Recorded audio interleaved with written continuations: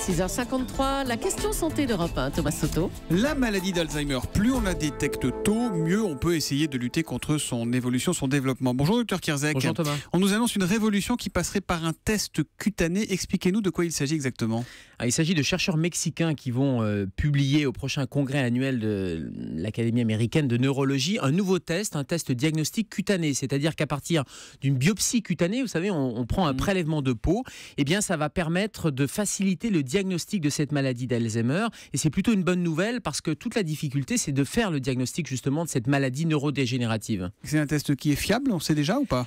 Fiable, pour l'instant, on est sur une voie de recherche, on n'est pas sur une application concrète, c'est-à-dire que demain, votre médecin ne pourra pas avoir ce test de disponible. En revanche, c'est un test qui est basé sur quelque chose d'assez logique. Vous savez que dans la maladie d'Alzheimer, qui est une maladie dégénérative du système cérébral, vous avez une accumulation d'une protéine qui s'appelle la protéine Tau. TAU, et cette protéine Tau qui est dans le cerveau, elle se retrouve en quantité anormale chez les patients atteints de la maladie d'Alzheimer, en quantité anormale sous la peau. Donc le rationnel, la logique, c'est d'aller faire ce prélèvement de peau et d'aller mesurer cette quantité de protéines et qui est retrouvée chez les patients atteints de la maladie à des taux 7 fois supérieurs à des patients qui ne sont pas atteints. Donc le test est simple et il est logique. Aujourd'hui, de quels moyens vous disposez, vous les médecins, pour faire vos diagnostics d'Alzheimer ? C'est tout le problème et c'est tout le challenge aussi, c'est de faire le diagnostic. Ce diagnostic, il est souvent fait tardivement, trop tardivement, pour pouvoir ralentir l'évolution de la maladie. Et il est basé non pas sur un seul test, mais sur un faisceau d'arguments. Alors sur des tests bien sûr psychomoteurs, des tests cognitifs, des tests de mémoire notamment,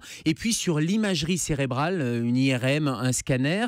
Et toute la difficulté, c'est parfois de faire le diagnostic différentiel, c'est-à-dire différencier cette maladie d'Alzheimer d'autres types de démence par exemple. Donc pour l'instant, on est sur des faisceaux d'arguments plutôt que sur un seul test. Donc ces biopsies cutanées permettraient une certitude. Qu'est-ce que ça change de savoir vraiment plutôt qu'une personne est atteinte de la maladie d'Alzheimer ? On dit quand même que l'évolution de cette maladie est malheureusement inéluctable, non ? Alors, l'évolution est inéluctable, mais il y a des traitements qui ont une efficacité qui est encore, somme toute, relative.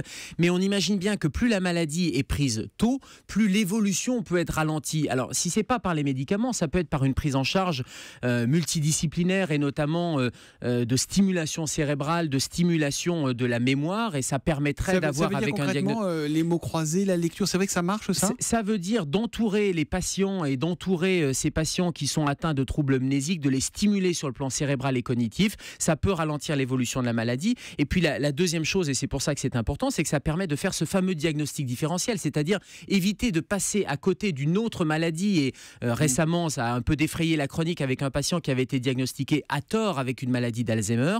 Donc ça permettrait de faire le diagnostic de certitude de cette maladie et à contrario d'éliminer un certain nombre d'autres pathologies qui, elles, ont un traitement. En attendant ce test, quels sont les signes qui doivent alerter, voire alarmer le patient ou son entourage ? Alors, ce sont les troubles classiques de la mémoire. Vous savez, quand vous oubliez la mémoire, notamment à court terme, ou des difficultés à vous exprimer ou à faire des tâches dans la vie quotidienne. Alors, Thomas, pas de panique, si vous oubliez vos clés ou si vous oubliez des noms, ça peut être la fatigue, ça peut être beaucoup d'autres choses que la maladie d'Alzheimer, mais en tout cas, des troubles qui sont récurrents, de la mémoire à court terme, et éventuellement ces difficultés d'orientation, voire de langage, et tout dépend de l'évolution de la maladie, ça doit vous amener à consulter un médecin généraliste dans un premier temps et éventuellement un centre spécialisé derrière, notamment un centre spécialisé dans la mémoire. Dernière petite question, on revient à ce test cutané dont vous nous parliez au début.